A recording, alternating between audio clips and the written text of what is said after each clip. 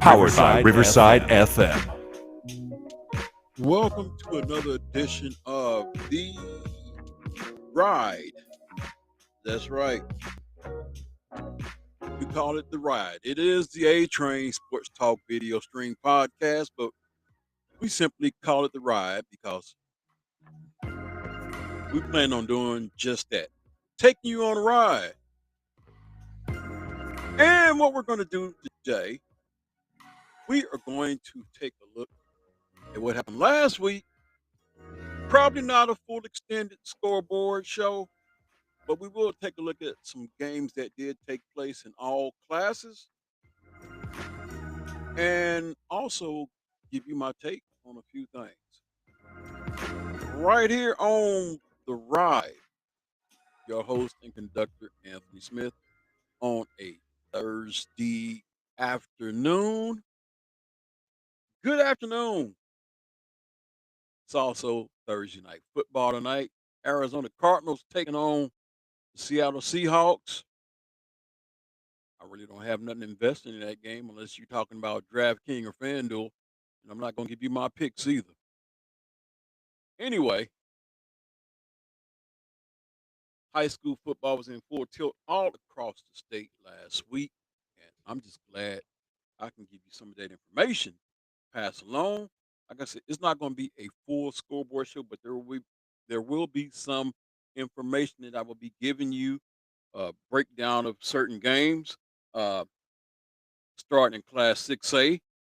Dodge City improved 2-1 with a 27-8 win over Wichita South. And South, as of right now, is looking at an 0-3 record. Mind you, last year they had a breakout season with a winning season last year, and I know they have some talented players, so we're kind of wondering what's going on with Wichita South. I'm pretty sure, though, they will get things turned around. I'm pretty sure they will look back at last year, discover what it was that they did last year,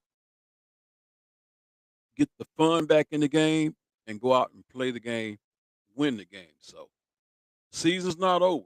They're 0-3 now, but all it takes is that one win, and they can do wonders. So, anyway, Dodge City improved to 2-1 with a 27-8 win over Wichita South. The Red Demons turned in a strong defensive effort, enforcing 2 turnovers and limiting South to 103 yards rushing on 21 attempts. Dodge City will return home to take on WAC rival Liberal this week. Lawrence Free State rebounded from last week's loss to top-ranked Manhattan with a 49-27 win over Shawnee Mission West. Free State quarterback Finn Moore passed for 152 yards and threw touchdown passes to Madden Brittingham and Nello, if I can get this name right, Elagrusi. Brittingham added 162 yards and 4 touchdowns on the ground and tied a school record with his 5 touchdown performance. Moore added 141 yards rushing on 12 attempts. So the ground game for Free State was definitely potent. Gardner Edgerton rolled to a 51-7 win over Shawnee Mission South.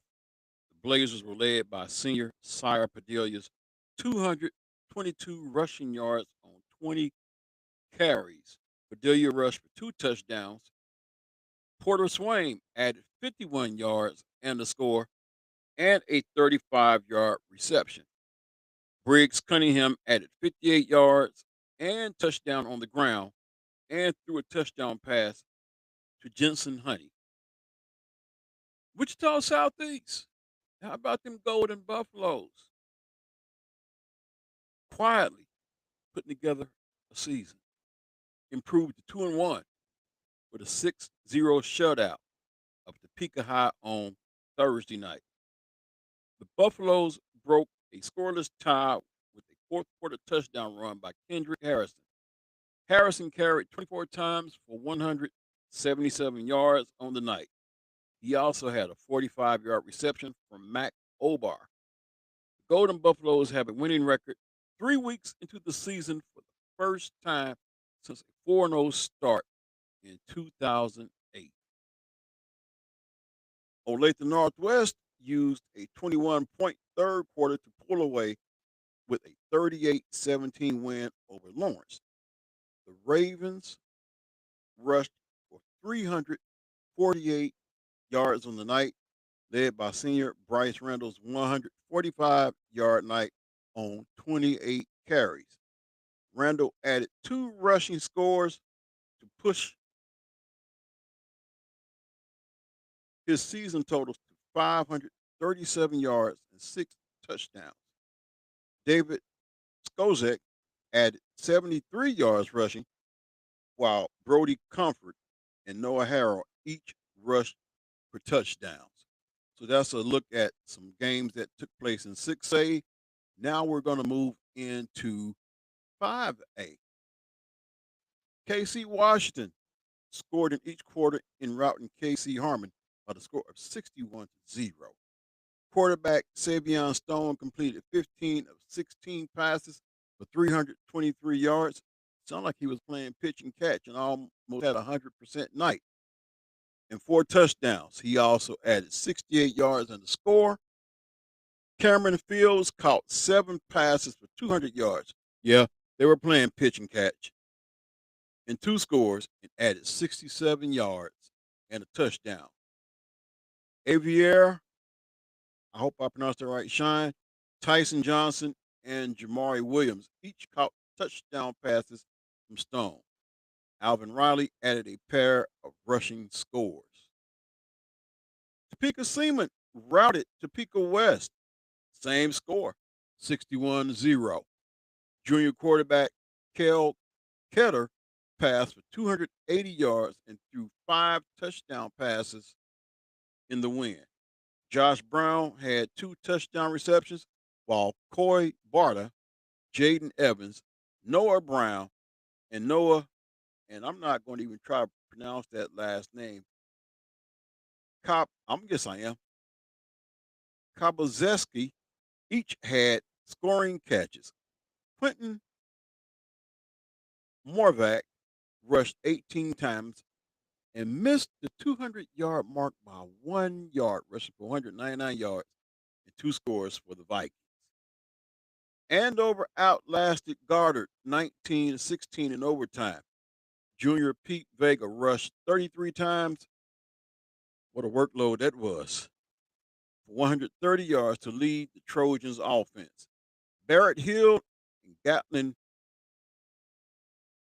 There we go. If I can find my spot now. There we go. And Gatlin Tilson each rushed for touchdowns for Andover. Eric Olivius scored 16, carried 16 times, not scored 16 times, carried 16 times for 114 yards and the score for Goddard. The Lions' other touchdown came on a pass from Brock Sullivan to Briar Rojas. Blue Valley North scored in each quarter and held off Blue Valley Southwest 26-23. Lark Anderson passed for 207 yards and 2 touchdowns and added 132 yards and a score on the ground for the Mustangs. Caden Augustus rushed for 88 yards and had 81 receiving yards and a score. Southwest was led by Max Oryx, 196 passing yards with a touchdown. A.J. Huo added 102 yards rushing and 2 scores for the Timberwolves. And rounding out 5A, Basil Linwood remained unbeaten with a 35-22 win over Shawnee Heights. Could they be the odds-on favorite to take the 5A crown? At 5A class is loaded with a bunch of talented teams, so it's hard to have a favorite. It's anybody's to take, but it's going to be a dogfight. But once again, they remain unbeaten with a 35-22 win over Shawnee Mission Heights in United Kansas Conference play. The Bobcats were led by quarterback Carson Dixon, who's passed for 224 yards and a pair of touchdowns. He also added two rushing scores. Nash Morrison caught six passes for 101 yards, while Will Parr and Anderson Essery each caught scoring passes. Shawnee Heights QB Alden Scott passed for 314 yards and two scores. Man, these quarterbacks here in the state of Kansas, I hope somebody's watching, got them on the radar. Anyway, 314 yards and two scores, one each to Dallas Owens and Javon Williams. Now I'm moving on to Class 4A. Andover Central won for a second consecutive week. As the Jaguars raced past Arkansas City. Let me get that emphasized. Arkansas City, 35-14. Jackson Green rushed 18 times for 180 yards and two touchdowns to lead the Jaguars. Max Olson passed for 140 yards and threw touchdown passes to Noah Sadi and Cooper Mason. Andover Central will host Valley Center 2-1 this week. That's a game I wouldn't mind checking out. I want y'all to remember this name. Connor Thatcher, the one who lit up May South last week for like 297 yards, four touchdowns. He is a must-see kid. And his completion rate is like the lower 70 percentile. So it'll be a game that you'll want to circle and put a star by it and go check it out. There are several games here in the area that I wouldn't mind seeing. That game right there, Andover Central and Valley Center. Wichita Northwest against Cape and Mount Carmel, a battle of unbeatens. Somebody's going to take a loss, and I got a feeling the winner of that game will probably have the inside track on claiming the Greater Wichita Athletic League. Another game I wouldn't mind seeing too. I can only be in one place at one time, but if I could be in all three places, this third game would be Andale coming into Wichita to take on Wichita Collegiate. All Andale's been doing is lining them up, knocking them down. If there's one team I think is up to the challenge, it could be Collegiate. Don't sleep on Collegiate. They have some talented players at the skill position, one being Sebastian Hines Turner. I remember him, multi sport athlete. They just have some good receivers on that team. So I'm not going to make it a pick 'em game. When I say pick 'em, I'm not going to pick either way, but I believe it's going to be a good game, better than people expect. Not quite, I'm going to say this, not quite the blowout people will probably expect. That's just my opinion. If Collegiate could do what they did to Cheney last year in the regular season, basically high octane offense, uh, well, I'm pretty sure Andale got tape on that game from last year. But put their skill position players in position where they can out quick them, it could be a very interesting game. So Andale against Collegiate, you might want to mark that if you're in the area as well too. Now, moving on to 4A. Well, we are in 4A. Labette County built a two-score lead and defeated Pittsburgh High for the first time in school history. Grizzlies outlasted the Purple Dragons 20-13.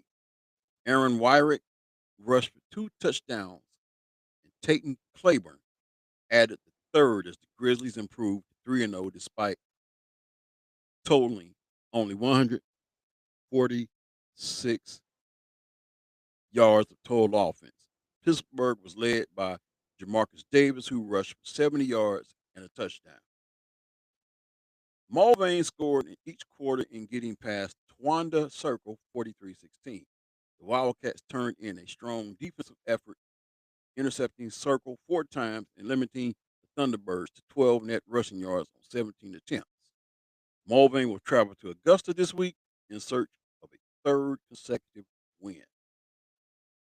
And rounding out 4A, look, Eudora picked up a key Frontier League victory in defeating Spring Hill 26-14.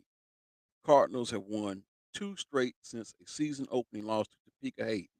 Eudora limited Spring Hill to 8 of 19 passing. On the night, Eudora has another big league test against Ottawa this week. Now, look at 3A.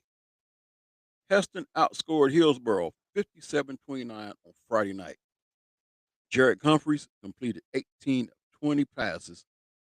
Another near perfect night for another Kansas high school quarterback for 218 yards and a touchdown. He also rushed 4 touchdowns as part of his 71 rushing yards on 11 attempts. Sound like a dual threat right there. The Swathers were led by Blaine Wilson's 109 rushing yards, 2 scores. Pratt, those greenbacks out of Pratt, Kansas, scored 2 touchdowns in each of the first 3 quarters and rolling past Larned 41-6. Creston Poor passed for 149 yards and 2 scores, one each to Cade Leggett and Caleb Strong. Leggett also added 104 yards rushing and a touchdown. Kyle Barker and Arlie Morrell each rushed for scores for the Greenbacks. Prairie View outscored number 3 Wellsville 30-20 in the second half en route to a 42-35 win. Parker Schwartz rushed 26 times for 255 yards. I believe I did him in a player profile. And 4 touchdowns to lead the Buffalo ground attack. Wyatt Atterbury added 114 yards and the score on 6 carries, and Josh Goodwin added a rushing score. Prairie View rushed for 437 yards on the night. Wellsville was led by Armand Graves, 201 yards and 3 scores on the ground. Well, there are some talented players also in the 3A class division. Don't sleep on them. Wichita Trinity.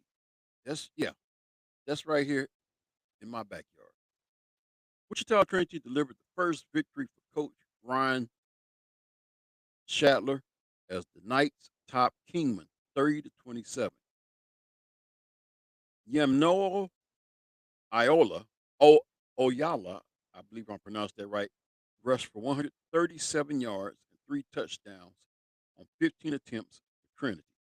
Quarterback Zach Zimmerman added 87 rush yards and a score and passed for 156 yards on the night.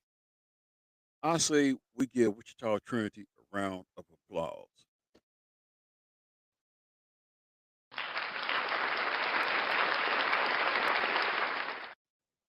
Chaparral scored all 42 points in the first half in cruising past Belle Plaine 42-20. The Roadrunners racked up 237 rush yards distributed across 10 ball carriers.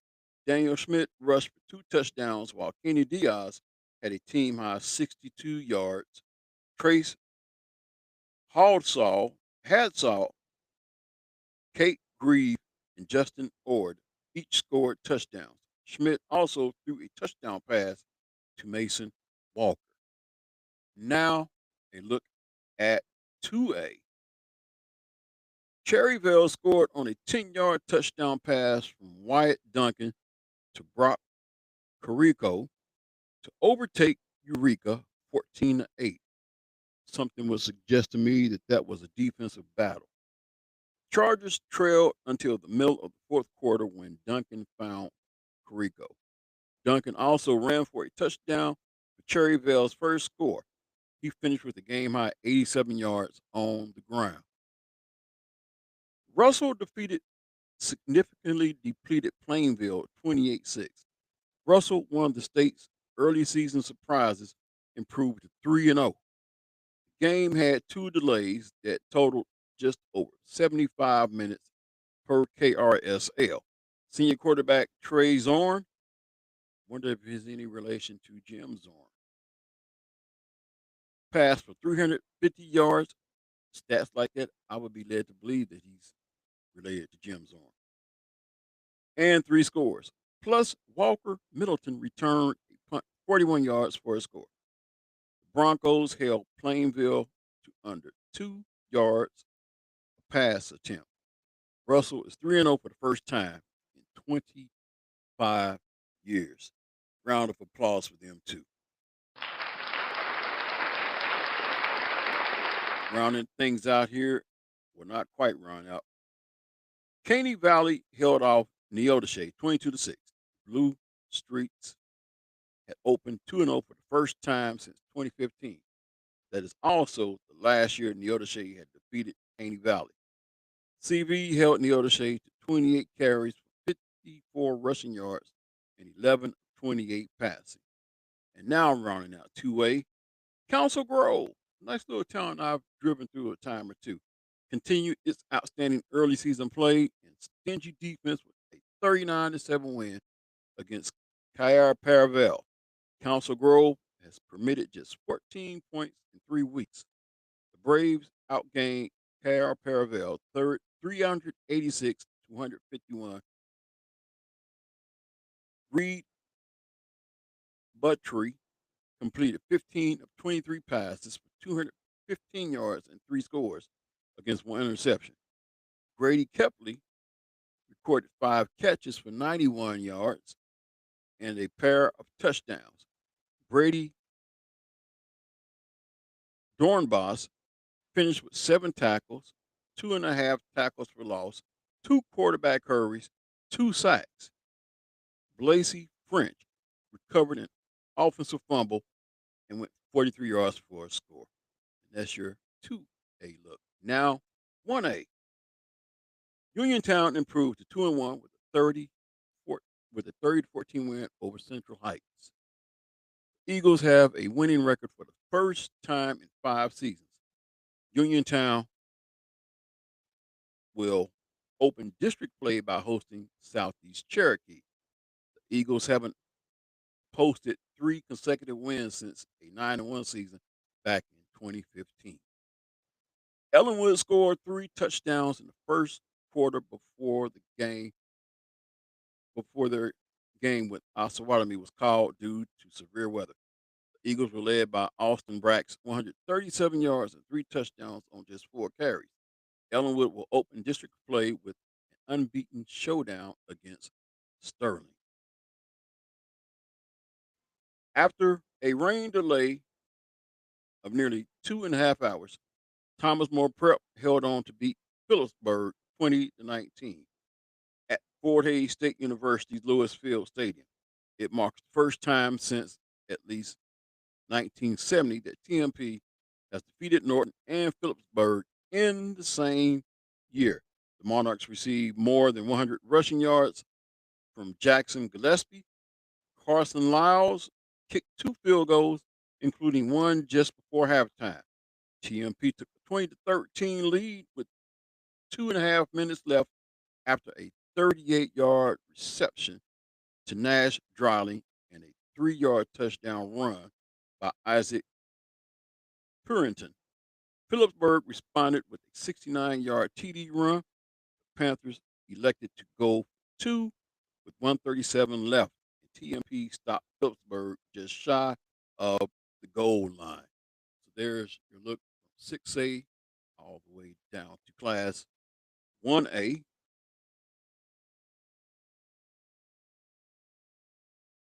And now, I'm going to take a look at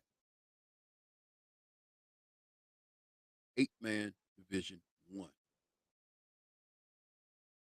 Flint Hill scored 3 touchdowns in the second quarter and blanked Sedan 30-0 in the game called due to lightning in the third quarter. Bo Hill rushed 3 touchdown passes on the night for the Mustangs. Ty Finley added the other Flint Hills touchdown on a short reception. Defending state champion Hoxie defeated Ellis 46-32 for its first win of the season. Ellis moved to 0-3. Hoxie took major graduation losses from his 13-0 squad. Chase Meyer, a first-year starting quarterback, accounted for more than 250 yards of total offense. He rushed and passed for 2 scores apiece. Ellis quarterback Trenton Schwartz finished with 346 yards of total offense, 4 scores.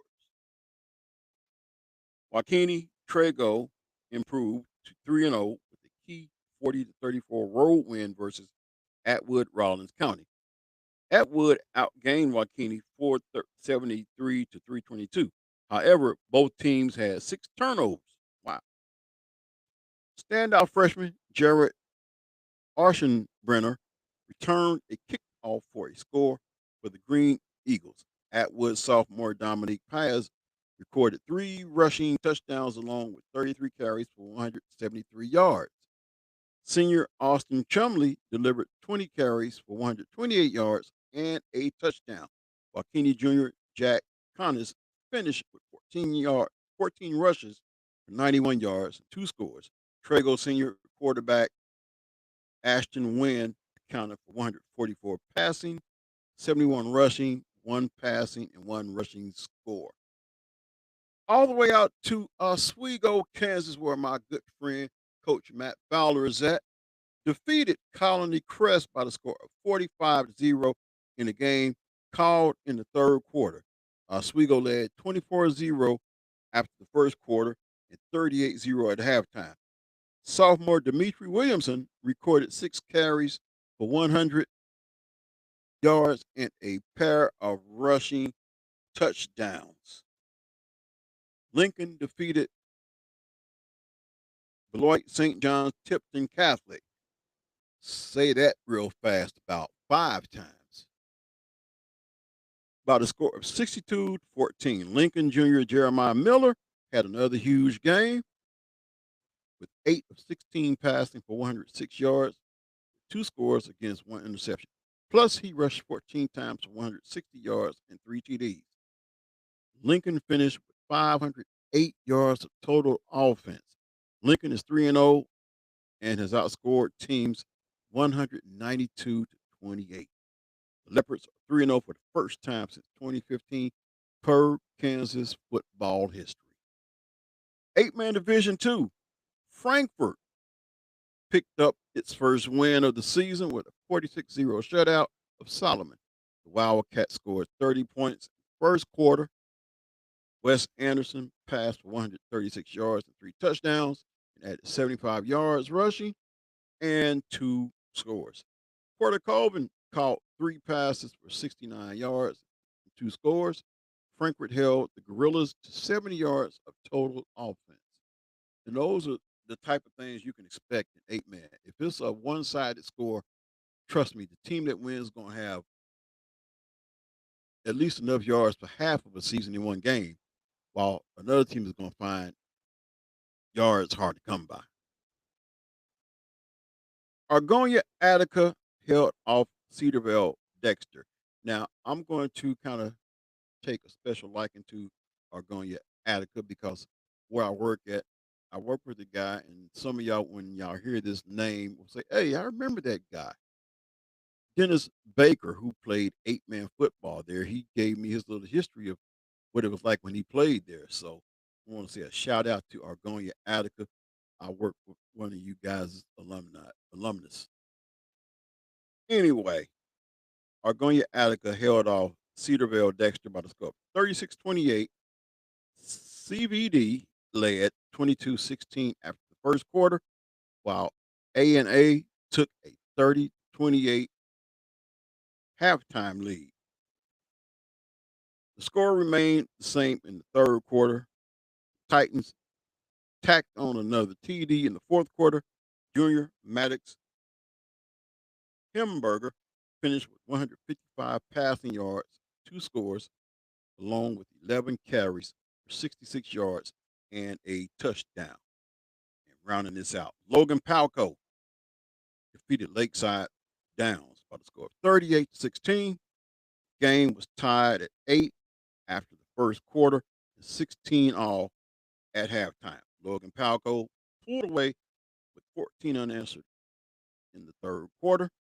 The Trojans held Lakeside to 116 yards of total offense.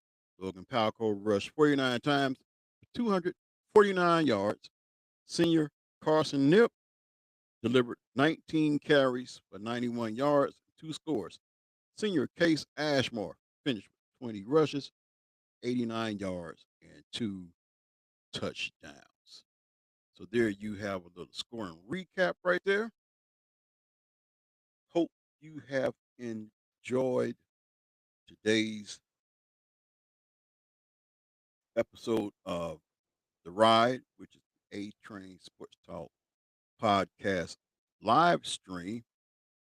And if I may, before I close out, because like I said, I do have what I will be calling my player of the week. And I am going to put the spotlight, if I can pull that up,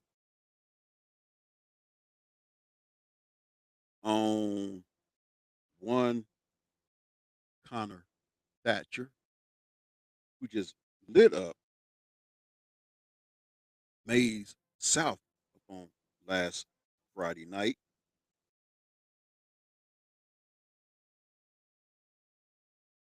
And if he's not on the radar, he needs to be on the radar.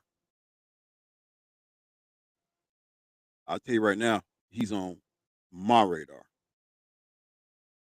Looking at him right now, his stats thus far: 728 yards passing, 7 touchdowns, averaging 242.7 yards a game, 46 completions on 63 attempts with only one interception, for a percentage of .730.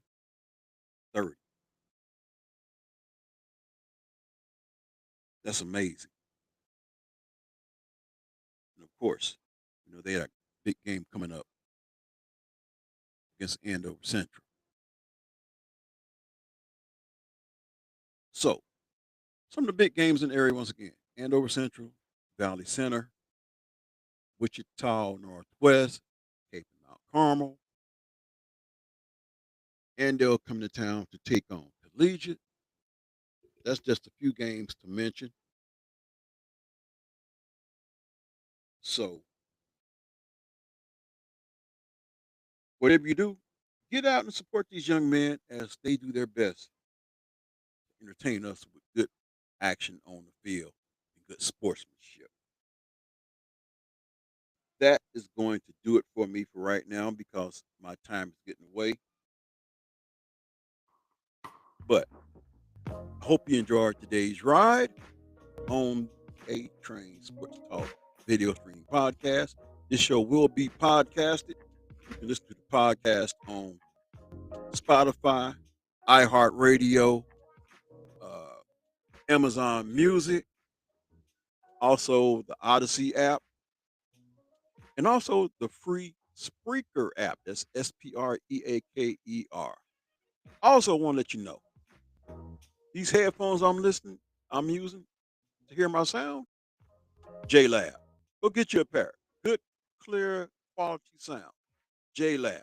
You can get them at Best Buy, Walmart, and I also believe at Walgreens, maybe CVS, but I know Walgreens. Get you a pair of these JLab headphones. They sound real good, real clear. Until the next time, stay buckled in on the ride. I'm out.